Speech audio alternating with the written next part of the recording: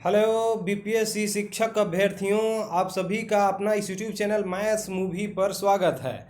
और यहाँ पर दूसरे चरण की जो नियुक्ति होनी है उससे संबंधित न्यूज आया है, तो इसको हम आपके पास पहुँचाने का प्रयास कर रहे हैं बंधु। यहाँ पर देखिए लिखा है, डिग्रीधारी अभ्यर्थियों को ही शिक्षक नियुक्ति में मौका। डिग्रीधारी अभ्यर्थियों को ही शिक्षक नियुक्ति में मौका मिलेगा। और यहाँ पर कुछ के हेडलाइंस देख लें तो लगभग 1,10,000 सीटों पर नियुक्ति को 3 से लिए जाएंगे आवेदन, अर्थात 3 नवंबर से आवेदन लिया जाएगा। और 69,692 सीटें द्वितीय चरण के लिए चिन्हित है। और यहाँ पर देख लेते हैं पहले चरण की रिक्त कितना सीट है और कितने अभ्यर्थी सफल हुए हैं। हम लोग देख लेते हैं, श्रेणी यहाँ है, कुल रिक्ति है, सफल अभ्यर्थी है और शेष रिक्ति है। दोस्तों, पहले चरण में प्राथमिक शिक्षक के लिए 79,943 कुल रिक्त सीट थी, जहाँ की 72,419 सफल हो गए, तो इसमें बाकी रह गया 7,524 सीट।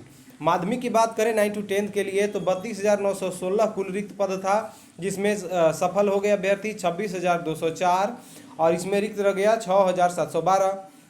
जबकि उच्च माध्यमिक में 57,602 था रिक्ति, इसमें पास हुए 23,701, जबकि खाली सीटें रह गई 33,901। तो कुल मिलाकर के उच्च माध्यमिक में +2 में जो भी स्टेट पास हैं अभ्यर्थी, उनके लिए गोल्डन चांस है। ऐसा मान लीजिए कि आप परीक्षा में बैठते हैं, आपकी नौकरी लगभग पक्की समझी जाएगी। दोस्तों, यहाँ पर हम फिर से एक बार पूरे इस डिटेल में चर्चा करेंगे और देख लेते हैं। बिहार लोक सेवा आयोग बीपीएससी द्वितीय अध्यापक नियुक्ति प्रतियोगिता परीक्षा के लिए 3 नवंबर से स्वीकार किए जाएंगे। 3 नवंबर से आपका आवेदन शुरू हो जाएगा।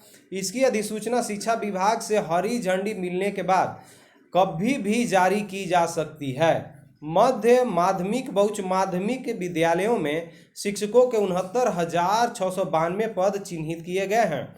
जबकि पहले चरण की बात करें तो उसके लिए आपको पहले चरण की जहां तक हम बात करें में माध्यमिक और उच्च माध्यमिक के रिक्त 40,000 से अधिक सीटें भी इसमें शामिल किए जाएंगे।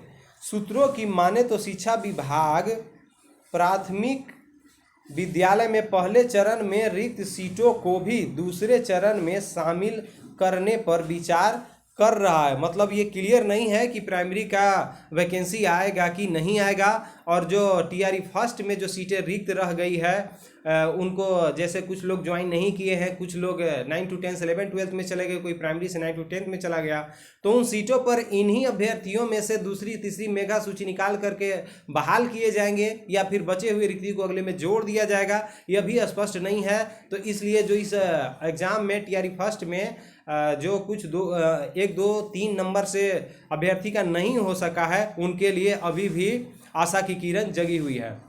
संयुक्त सचिव सह परीक्षा नियंत्रक सत्यप्रकाश शर्मा ने बताया कि द्वितीय चरण में किसी भी योग्यता व अर्हता के लिए संबंधित परीक्षा में शामिल हो रहे अभ्यर्थियों को अवसर नहीं दिया जाएगा।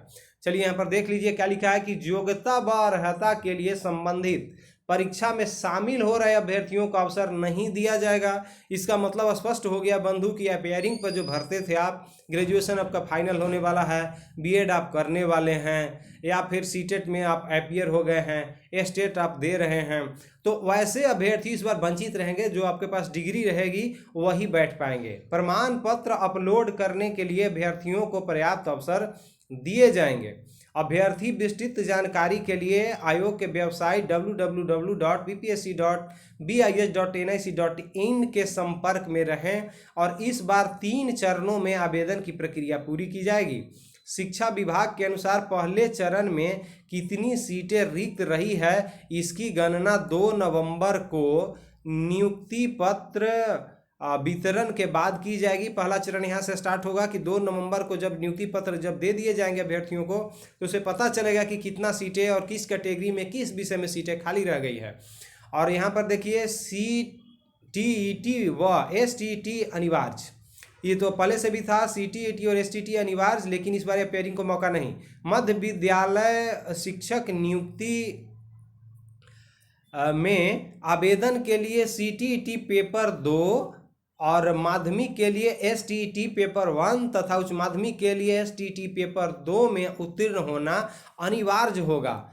पिछले माह बिहार विद्यालय परीक्षा समिति ने एसटीईटी का परिणाम जारी किया है। एसटीईटी पेपर 1 16 विषयों के लिए आयोजित की गई थी। इनमें 1,98,783 तथा पेपर 2 में 29 विषयों में 1,01,943 अभ्यर्थी क्वालिफाई घोषित किए गए हैं। सीटीईटी पेपर 2 क्वालिफाई अभ्यर्थियों की संख्या भी 1.5 लाख से अधिक बताई जा रही है। तो कुल मिलाकर के बंधु आप ये मान लें कि जो आपका कंपटीशन इस बार टीआरई 2 होने वाला है कठिन होगा, जबकि सबसे आसान होगा उच्च माध्यमिक के लिए, सबसे टफ होगा आपको माध्यमिक के लिए। और प्राइमरी पर तो अभी देखिए उस पर विचार करना बाकी है कि इसका वैकेंसी आएगा कि नहीं, इसके लिए आवेदन लिया जाएगा या एग्ज़ाम होगा कि नहीं। तो बंधु इस तरह के अपडेट पाने के लिए आप मेरे चैनल को अतिशीघ्र ही आप सब्सक्राइब कर लें और लाइक कमेंट शेयर भी कर देंगे। बंधु इस वीडियो में इतना ही, और फिर ऐसे कुछ अपडेट लेकर हम आपके पास उपस्थित होते रहेंगे। तब तक के लिए बहुत बहुत धन्यवाद।